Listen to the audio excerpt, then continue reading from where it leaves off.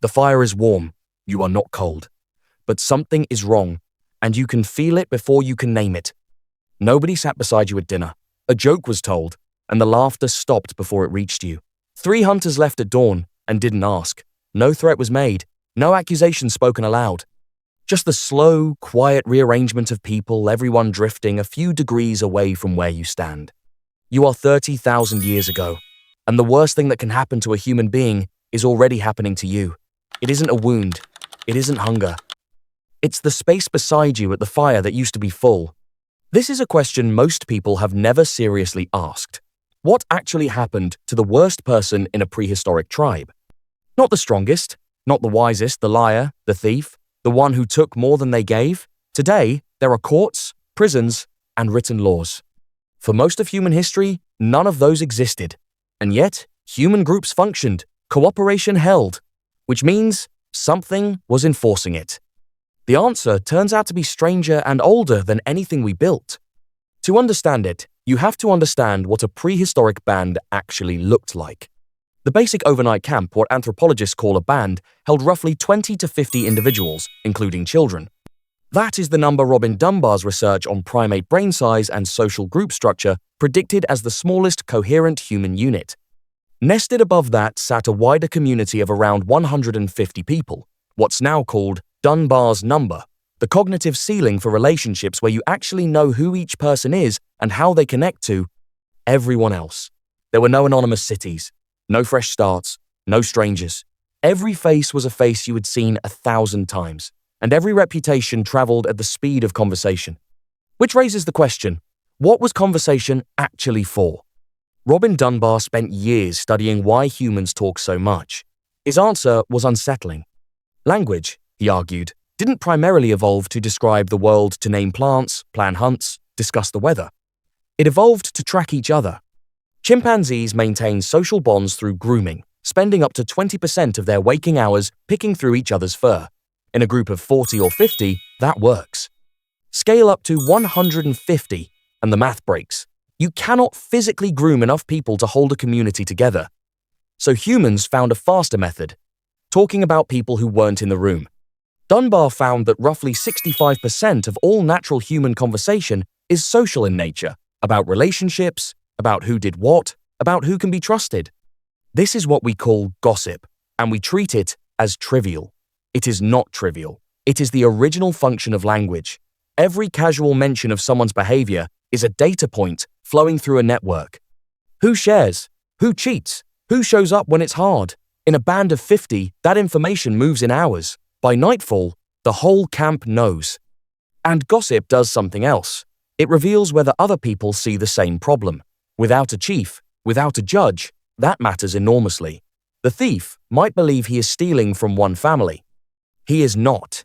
He is broadcasting his intentions to everyone who will ever hear the story, which is everyone. Anthropologist Christopher Boehm spent decades studying hunter-gatherer societies across multiple continents, and he found a pattern so consistent it appears to be a human universal. He called it a reverse dominance hierarchy. In every group he examined, when an individual began behaving in ways that threatened cooperation, hoarding, lying, dominating, trying to accumulate power over others, the rest of the group did not submit. They did the opposite. They formed a coalition. Not a formal one. There was no vote, no trial, no leader who gave the order. People simply began coordinating their responses without coordinating explicitly. First came ridicule. When a successful hunter returned with a large kill, the Jew Hoansi of the Kalahari, the people sometimes called the, Kung San did not praise him. They made fun of the hunt. They called the animal scrawny. They joked that it wasn't very impressive. This was not cruelty, it was governance. The goal was to prevent any one person from believing they stood above the group, because cooperation collapses the moment someone does. For someone causing genuine damage, a thief, a bully, someone who took without giving the response, escalated. Ridicule became criticism. Criticism became shunning. Among the Jew, Hoansi, a person who refused to share, was called stingy, far-hearted, and the pressure continued until they gave back what the community felt they owed. Not because someone demanded it, because everyone simply stopped offering anything in return. Imagine waking up and finding that the ordinary flow of daily life, has quietly rerouted around you. Nobody asks your opinion on the route the hunters should take. The family that always left food near your shelter has stopped. The woman who usually greeted you at the water doesn't meet your eyes anymore. You aren't being attacked, you aren't being accused, but the warmth that once surrounded you is gone, replaced by a polite and impassable distance. Here is the thing that neuroscience eventually confirmed, thousands of years after the fact. In 2003, Naomi Eisenberger and her colleagues at UCLA ran an experiment. They placed volunteers inside an fMRI scanner and had them play a simple virtual ball-tossing game with what they believed were two other players. At some point, the other players stopped passing the ball to the volunteer quietly. Without explanation, they were excluded.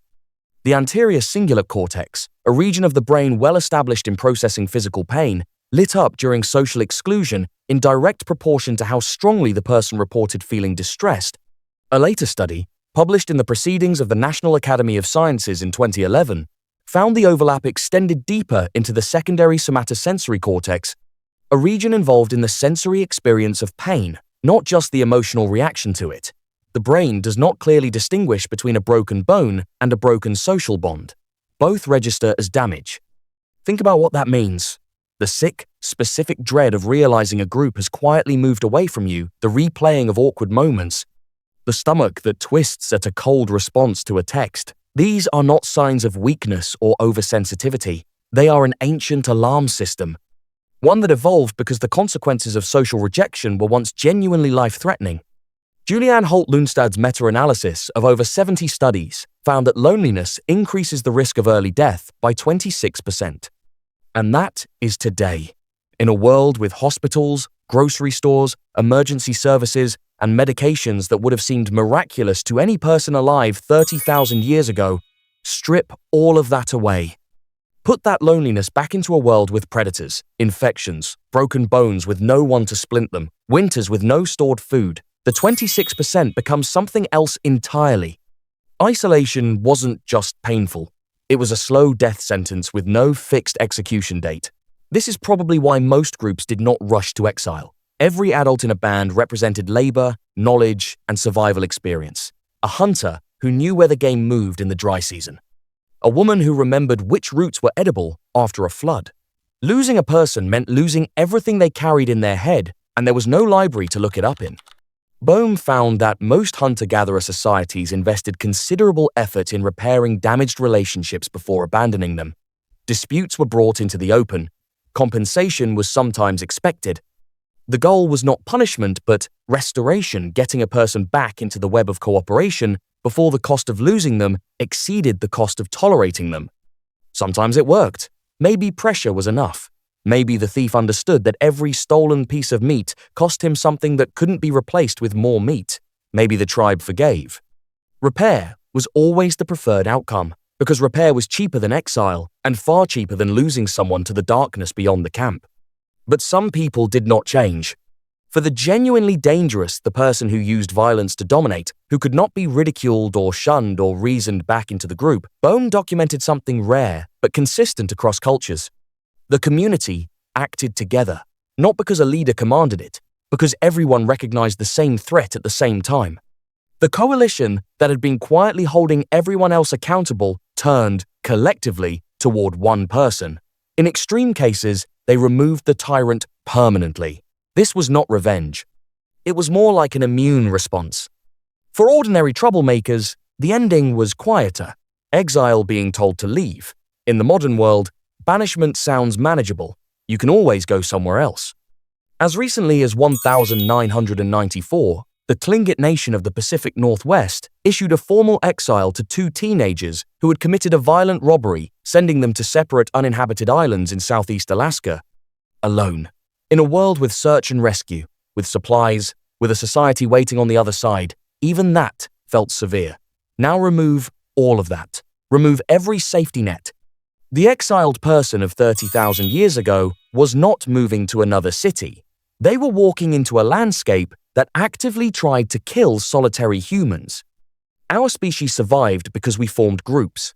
One human in that world was fragile in ways that are difficult to fully imagine today.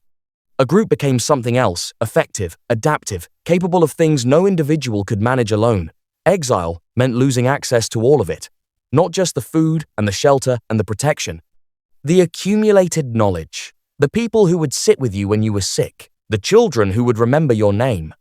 Some anthropologists have argued that exile may have been experienced as worse than death. Death is fast. Exile is a long, instructive lesson in what you need and no longer have. Here is the part of this story that Boehm found most striking, and that I find most difficult to let go of. He argued, in Moral Origins, that shame and guilt did not produce group enforcement. Group enforcement produced shame and guilt. The individuals who lacked sufficient capacity for embarrassment, who felt no interior alarm when they violated the group's trust, were the ones most likely to be exiled or killed before passing those traits on. What survived, what got selected, generation after generation, over hundreds of thousands of years, was the version of the human brain that could feel the temperature of a room. That could sense when it was losing the group's regard. That would wake up at 3 a.m, replaying a single embarrassing moment from years ago. Your conscience is not a design flaw. It is not excessive sensitivity. It is the inheritance of every ancestor who read the social temperature correctly and adjusted before it was too late. When you feel shame over something small, or anxiety about how you came across in a meeting, or the particular dread of being left on red by someone whose opinion matters to you, that is 300,000 years of survival pressure running a diagnostic. Your brain is checking the same thing it always checked. Are you still in? Do you still belong? We built cities to escape the judgment of 40 people. We built laws so that one charismatic liar couldn't unravel the whole system through charm alone. We built courts and prisons and anonymous streets where you can disappear into a crowd and start over with a clean name. And still the system runs. Still, the alarm fires. Still, the anterior cingulate cortex treats a cold shoulder like a physical blow. The man by the fire 30,000 years ago, the thief, the liar, the one nobody trusted was not afraid of pain. He was afraid of the space. The conversations stopped. The meals that weren't offered, the hunting party that left without him. We solved that problem by building everything around us. What nobody tells you is that we brought the fire with us.